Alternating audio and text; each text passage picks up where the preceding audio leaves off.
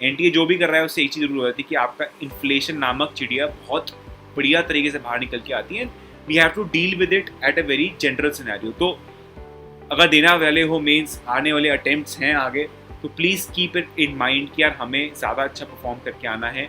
Inflation will definitely affect us in the coming attempts और जो इस अटेम्प्ट का यार रिजल्ट आएगा, ठीक है। Right, so hey guys, welcome back to YouTube channel career in cheese. और आज यार जैसे आप थंबनेल पढ़ के आए हो, so we are going to discuss basically that अब तक के अटेम्प्ट्स कैसे जा चुके हैं मेंस के। तो अगर किसी को देना है तो this will be a good indicator कि आप क्या प्रिपेयर करके जाओ लास्ट मोमेंट पे। और जो ऑलरेडी देख चुके हैं यार, तो भैया इन्फ्लेशन कैसे होगी, right. So we deal with what inflation should be this time, what we can learn from this time कि हम आने वाले टाइम में देख के आज समझें, ठीक है। प्लस अभी कितनी परसेंटाइल आएगी if I score the same number of marks, या फिर मैं कितने एक्स्ट्रा लाने पड़ेंगे मुझे ताकि मैं सेम परसेंटाइल में लैंड कर पाऊँ जहाँ पर मैं पिछले उसमें लेके आया था, ठीक है। तो वीडियो यार लास्ट ज़रूर देखना, होपफुली काफ़ी इंसाइटफुल हो और आपको काफ़ी कुछ चीज़ें सीखने को मिलने इस वीडियो से। सो वीडियो शुरू करने से पहले बस एक छोटी सी अपडेट देता हूँ आपको that if you are a candidate who is going to give his J examination 2022 और 23, मीनिंग कि आप क्लास 11th में हैं, आप क्लास 12th में हैं, तो Unacademy has come up with two super batches, ठीक है। For class 11th kid we have the emerge batch which will start on 21st of July. Similarly, for class 12 kid we have an evolve batch which will start on 21st of July as well, ठीक है। faculties अभी आपको screen पे दिख रही होंगी, ठीक है। so these are the best faculties in the country for the JEE preparation. तो अगर यार आप JEE के प्रिपरेशन में एक किक स्टार्ट लेना चाहते हैं, ठीक है, तो you can definitely consider taking this courses if you use our code KEARMY, KE army जो भी आपको स्क्रीन पे दिख रहा होगा, you can avail a 10% discount, ठीक है। तो आपकी प्रिपरेशन में यार डेफिनेटली स्टार्ट मिल सकता है। एंड यार अगर आप कोई और JEE के कोर्स लेना चाहते हैं, सब्सक्रिप्शन लेना चाहते हैं या फिर नीट की लेना चाहते हैं, तो उस सब के लिए भी यार you can use our code KEARMY to avail a similar 10% discount, ठीक है। तो यार देखो, अभी कुछ जो ऑनेस्ट फीडबैक्स मुझे मिले हैं, पहले उसको नोट डाउन करने की कोशिश करते हैं। तो पहली चीज़ें, कुछ चीज़ें जो हमें पता चली हैं कि पेपर जो है that was almost of the easy standard, ठीक है, मतलब ईजी टू मॉडरेट लेवल का आया है। मॉडरेट ज़्यादा कहते हैं, ठीक है, बिकॉज ईजी यार एक एब्रीविएशन बन जाती है, किसी के लिए हो सकता है कि यार ईजी हो, पर इन जनरल मैं ज़्यादा बोल रहा हूँ मॉडरेट लेवल का पेपर था। जो एक्सपेक्टेशन रहती है वैसे ही रहा था। कुछ पर्टिकुलर शिफ्ट्स है एक्सपेक्टेशन से भी काफ़ी ईजी आई है, ठीक है। मतलब मैथ्स बोला गया यार कुछ अटेम्प्ट्स में ज़्यादा आसान आई है, और जब मैथ्स यार कंपैरेटिवली ईजियर आती है कुछ शिफ्टों में, it gives you good indication कि यार शायद इस पर्टिकुलर शिफ्ट का पेपर आसान था, बिकॉज मैथ्स है इन जनरल ज़्यादा लेंदी बनाई जाती है, मेंस में ज़्यादा टफ बनाई जाती है। तो मैथ्स का लेवल काफ़ी बारी गिव्स अस अ गुड जज कि यार पेपर का लेवल कैसा था। तो अगर मैथ्स आसान आई है, मैथ्स लेंदी नहीं थी, तो वी कैन से कि पेपर डेफिनेटली मॉडरेट लेवल पे था। केमिस्ट्री यार अगेन NCERT लेवल की थी। आप NCERT ढंग से पढ़ के आए हो, इन डेप्थ में पढ़ के आए हो, in depth line by line पढ़ के आए हो, इनऑर्गेनिक ऑर्गेनिक, तो NCERT आपकी हो जाएगी। फिजिक्स थोड़ी बहुत ट्रिकी थी, इवन तो फिजिक्स काफ़ी लेंदी नहीं थी, बट फिजिक्स कंसेप्चुअल थी, आपको नॉलेज रखना बहुत इंपॉर्टेंट था। अगर आपने थ्योरी ढंग से नहीं पढ़ी और सिर्फ आप न्यूमेरिकल से टुवर्ड्स जंप कर गए, तो डेफिनेटली शायद फिजिक्स में आपको थोड़ी बहुत प्रॉब्लम आ सकती होती है, राइट। तो अब भैया हमने देख लिया कि ठीक है, आप कह रहे हो कि ऐसा था। अब मैथ्स का यार मैं शिफ्ट जो मैंने आसान सुनने में आई है वो 25th की शिफ्ट ज़्यादा थी, ठीक है। 25th की शिफ्ट में बच रहा है कि मैथ्स का लेवल थोड़ा नीचे था।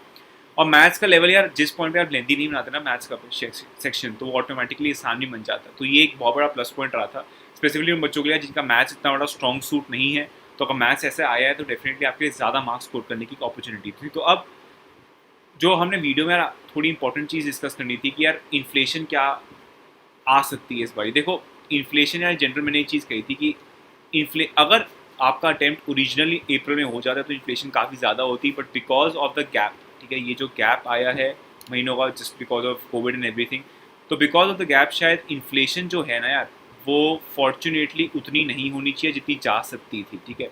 तो कोई एवरेज बच्चा देख रहा हो, इन्फ्लेशन अभी उतनी नहीं है जितनी एक्सपेक्टेड वैल्यू हो सकती थी, मतलब एक्सपेक्टेड वैल्यू। तो ये काफ़ी बढ़िया चीज़ है, बट चूंकि पेपर आसान आया है तो आप इतना जरूर एक्सपेक्ट कर सकते हो कि लास्ट जो शिफ्ट थी उससे +5-10 मार्क्स हो सकता है अभी भी फॉर द सेम परसेंटाइल, ठीक है। तो अगर 99 परसेंटाइल 195 200 मार्क्स तक पहुंच चुकी थी, ठीक है, कुछ शिफ्टों में 220 तक भी जा चुकी थी, 215 तक अगर मार्च में, तो यू कैन एक्सपेक्ट क्या वो 10-15 मार्क्स एक्स्ट्रा बढ़ सकती हैं इन सम पर्टिकुलर शिफ्ट जो कि काफ़ी आसान आई हैं, ठीक है। तो यार leading up to this fact कि जिसका पेपर रहता है अभी आने वाला जो अटेम्प्ट आप दोगे इन जनरल, प्लीज़ यार आप कोशिश करें कि अपना बात बढ़ाएं, ठीक है। बार बढ़ाना बहुत इंपॉर्टेंट है क्योंकि पेपर आसान ही आ रहे हैं। और एनटीए क्या है, जब से 2019 में आया ये एक प्रॉब्लम रही है कि they don't increase the level of paper with increasing shifts. आपको पेपर मुश्किल बनाने होते हैं, आसान नहीं। एनटीए जो भी कर रहा है उससे एक चीज़ जरूर होती है कि आपका इन्फ्लेशन नामक चिड़िया बहुत बढ़िया तरीके से बाहर निकल के आती है। We have to deal with it at a very general scenario. तो अगर देने वाले हो मेंस, आने वाले अटेम्प्ट्स हैं आगे, तो please keep it in mind कि यार हमें ज़्यादा अच्छा परफॉर्म करके आना है। Inflation will definitely affect us in the coming attempts और जो इस अटेम्प्ट का यार रिजल्ट आएगा, ठीक है। तो इन्फ्लेशन होएगी, डेफिनेटली होएगी, but it is far less than what it could have been कि अगर अप्रैल में पेपर हो जाता। अब कितनी एक्सपेक्टेशन रह सकती है, मैं भी मानता हूँ यार जैसा पेपर का मेरे को बताया जा रहा है, इन शॉर्ट अगर तुम 99 परसेंटाइल के आसपास एम कर रहे हो, सीएससी चाहते हो टॉप कॉलेज में, तो हो सकता है कि यार इन जनरल आपके 210 to 215 मार्क्स इनफ होने चाहिए हैं। बट कुछ शिफ्ट हैं यार जिनमें मैथ्स आसान आ रही है, फिर टोटल पेपर आसान बन रहा है, वर्स्ट केस में ही 225 तक भी जा सकता है, जो आई होप ना आ जाए। But this should be the magic number for 99 percentile. मतलब इतना स्कोर कर पा रहे हो तो 99 के अबाउट आप आराम से आ सकते हो, which is a gateway to get into the best college in the country, ठीक है। अब कोई देख रहा है जो सोच रहा है भैया मेरे इससे कम आया है मैं क्या करूँ, क्योंकि ये बहुत इंपॉर्टेंट होता है कि इससे कम आया तो मैं क्या करूँ। देखो, इवेल्युएट करने बैठो, अगर मेन्स पेपर हो चुका है, कम आया है तो क्यों आया है। मैंने एक चीज़ कही थी यार, leading up to the exam ना, जब बहुत क्लोज होते हैं तो हम स्ट्रॉन्ग टॉपिक्स को ज़्यादा रिवाइज करते हैं। जब पेपर में बहुत गैप होता है, जैसे यार एक ही टाइम, मतलब अभी कोविड के टाइम पे हो गया था, तब हमारे लिए इंपॉर्टेंट क्या होता है कि यार हम ये देखें कि इस सब के बीच में जो हमारे वीक टॉपिक्स हैं हम उस पर कितनी मेहनत कर रहे हैं, कि हम कितने टॉपिक्स को स्ट्रॉन्ग में कन्वर्ट कर पा रहे हैं। अगर काफ़ी डिफरेंस आ रहा है इन मार्क्स जितना आप एक्सपेक्ट कर रहे थे, इसका मतलब क्या है कि यार हमारे स्ट्रॉन्ग टॉपिक्स कम थे, हमने कम वीक टॉपिक्स को स्ट्रॉन्ग टॉपिक्स बना पाए। अगर आपको लगता है कि यार मेरी कैलकुलेशन मिस्टेक्स हुई हैं या फिर शॉर्ट मिस्टेक्स ज़्यादा हुई हैं, इसका मतलब क्या है कि यार हमने शायद मॉक पेपर कम लगाए हैं या फिर रिवीजन के टाइम पे सीरियस मिस्टेक्स हमसे हुई हैं। तो अगर आपको देखना है कि यार मार्क्स कम क्यों आए हैं, इट इज़ गुड कि 2 ऑफ द सिनेरियोज को देख के आओ, ठीक है। पहला सिनेरियो ये हो सकता है कि यार हमने हमारे जो बेस्ट टॉपिक्स हैं, ठीक है, जो बहुत अच्छे हैं इसमें, वो कम पड़ गए थे इस बार, शायद हमने यार काफ़ी वीक टॉपिक्स को स्ट्रॉन्ग टॉपिक्स में कन्वर्ट नहीं किया, ठीक है। एक प्रोसेस होता है कि आप वीक टॉपिक्स को स्ट्रॉन्ग टॉपिक्स में कन्वर्ट करो। आपने क्लियरली वो चीज़ नहीं करी ज़्यादा, क्योंकि शायद नए टॉपिक्स को पकड़ा नहीं, आप ज़्यादा थ्योरीज रिवाइज नहीं करी, शायद आपने ज़्यादा क्वेश्चंस नहीं प्रैक्टिस किए नए टॉपिक्स के, वहाँ प्रॉब्लम आई थी।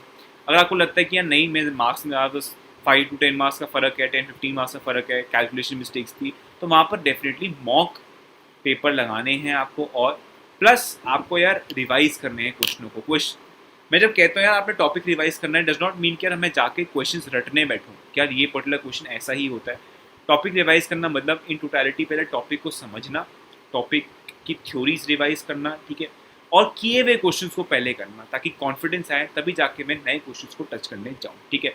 तो वीडियो यार ऑलमोस्ट मैं छोटी इतनी कोशिश कर रहा हूँ, बिकॉज कंप्लेंट आती है वीडियो बहुत लंबी जाती है आजकल।